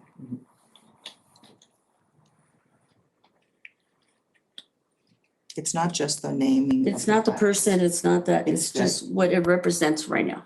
We are concerned about the health and well-being of our students. We just went through this whole mental health three-tier that was presented very well, and yet we're not being proactive. We're just. That's perfect, because that is a very proactive move.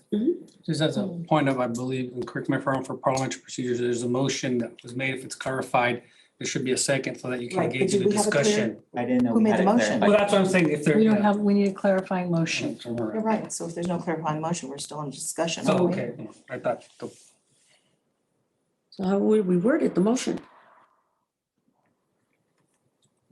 Easiest way to do it, if we say that there's, let's remove or let's discuss or remove all things that have not been board approved, that would mandate an inventory being made, a walkthrough, looking at it, with the understanding that if there's some kind of impact, a negative impact to the student's mental health, certainly you go to Watanabe Center, you go home, Mr. Watanabe, I'm not gonna kill myself because it's named that. But memorializing suicide is proven to be wrong. And if we're gonna be proactive in our students' mental health, we have to take a stand. And as much as she was loved, and I can tell you, all the kids in my class, all the kids in my neighborhood would come to my house and tell me daily what was going on with her and what the other people were saying to her in the hallways and everything that happened. So even before it happened, I had a full understanding of what was going on. And then talking to her myself, finding out where she was already, in the picture. She was truly loved. She gave our kids so much in the respect for art, in the passion to create. But that doesn't change the fact that we are glorifying suicide by that one thing. And honestly, the little plaque on the door, I don't know if people notice it because, it's her room. But the little memento thing that's there, it looks like a little grave marker. And kids do ask, because it's the first question that was asked of me when somebody I know walked by it. And parents ask. I don't know. What do you think? You still want to go and leave it? Remove plaques that are damaging to our children?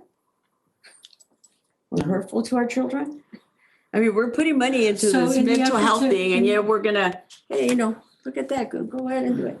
It's okay. I don't think no one's saying that though. But And I that's what think it's a we huge leave it up, they- assumption to say that if I see this, now all of a sudden I'm gonna do that. No. Statistics If are you're at showing the that edge, if you if you're at glorify the it. edge already as a student, okay, if I'm at the edge as a student, and I'll tell you this because I have kids, and one was at the edge.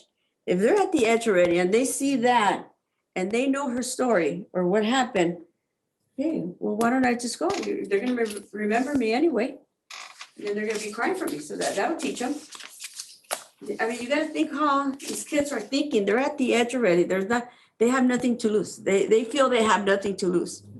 And that's what we don't want to give them. We want to give them the hope. that there is something for But them. good hope, not the hope of people will remember me. No, I get the no, we want to memento. give them hope that to go on and fight for life and continue going, that it does get better. I hear you. I think that we're like way off though. If we're gonna just focus on the policy itself, I think that's a whole different discussion than just removing one or two things. Every type of other thing. plaque that I So- have seen there has been approved by the board. And I've been to meetings where they've approved the other ones. Right. The Ronnie Cornell, the other two, the Yes. other student, Ms. Davis was approved by the board. You were on the board at that time when they Oh, approved yeah. it. And Uh-huh. then even the boy that got hit by the motorcycle, his was approved, but somebody stole it, so hey. And the big memento in front, the big, memoriam of people who have served, that's incredibly appropriate. But that doesn't make children want to go out and, kill themselves.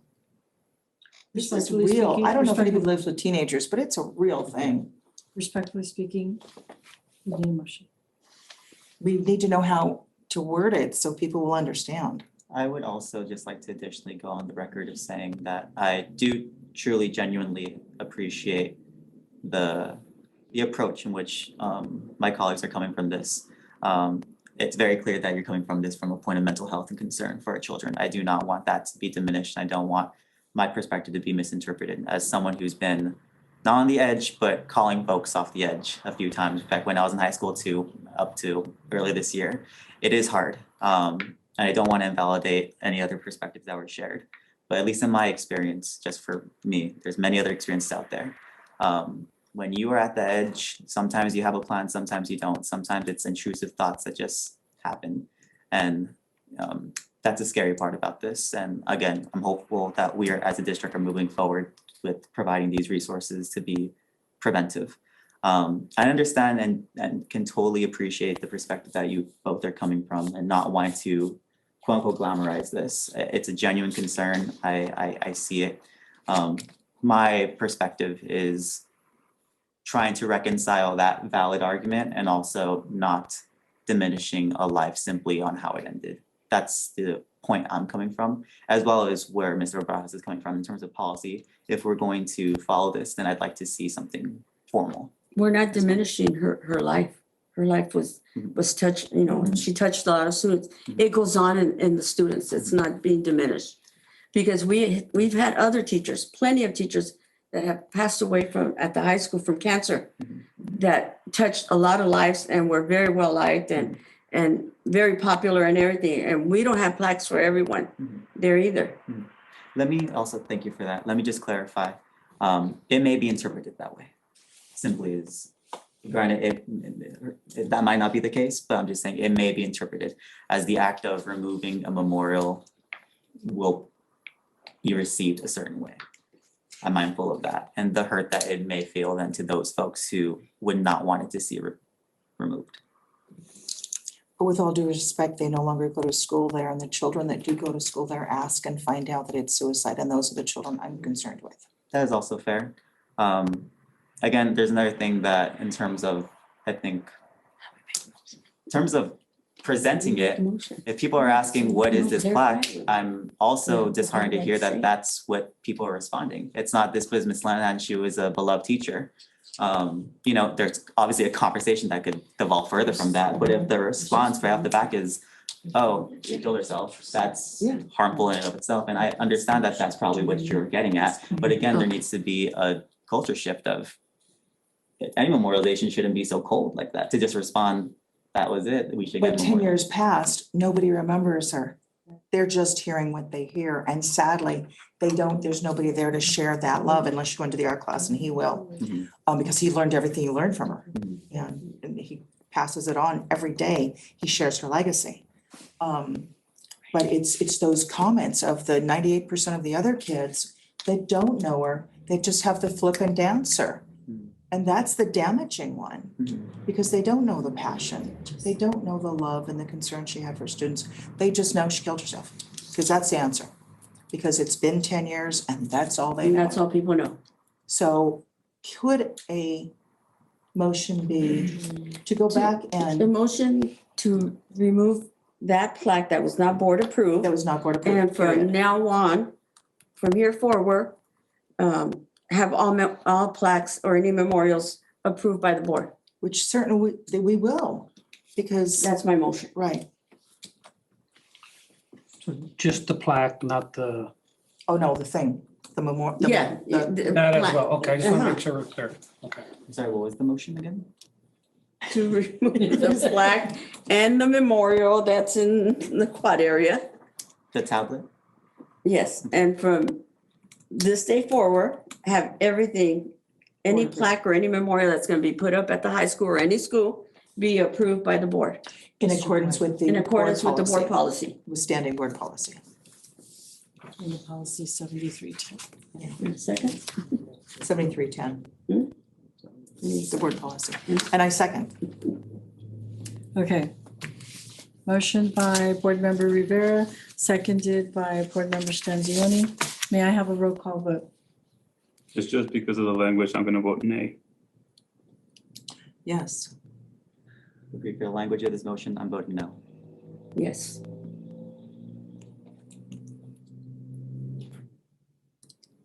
If I understand this language correctly, you're voting to remove a plaque and a memorial That was not board that was approved. not board approved. And that moving forward, per policy 7310, any memorialization of anybody district-wide will be approved by the board. Yes. So keeping in lines with this, I'm gonna vote yes. Okay? May I add, I know this has been very difficult It is. because of our student, our young board member who was a student at the time. I know it's been very difficult and I'm very sorry. And I hope you understand that us old ladies are just looking out for the little ones. I'm not old. No, not you. You're not an old lady. Well, you're not. Yeah, you are. While I, We are. Not sure when. Consent calendar, You are older than me. consent calendar, please. I could understand I'd like to move on. that it's coming from a. Item number 13, the consent calendar. All matters listed under the consent calendar are considered by the board to be items that will be enacted by the board in one motion. There will be no discussion of these items prior to the time the board votes on the motion unless members of the board, staff, or public request specific items to be discussed and or removed from the consent calendar. At this time, I'd like to ask, is there anything you want removed from the consent calendar? Lord, this is long. No? Okay, moving right along. Can I get a motion to accept the consent calendar as presented? I move. Seconded. Approved by Board Member Barajas, seconded by Board Member Stanzioni. Can I have a roll call vote, please? Aye. Aye. Aye. Oh, hi. Aye. Okay, adjournment. The next regular board meeting will be held November 14th, 2023. May I get a motion to adjourn the regular board meeting of October 24th, 2023? I move. Second. Motion by Board Member Barajas and seconded by Board Member Stanzioni. Roll call? Aye. Aye. So the regular board meeting of October 24th is adjourned at 8:46. Thank you so much, everybody, for your seats and your time.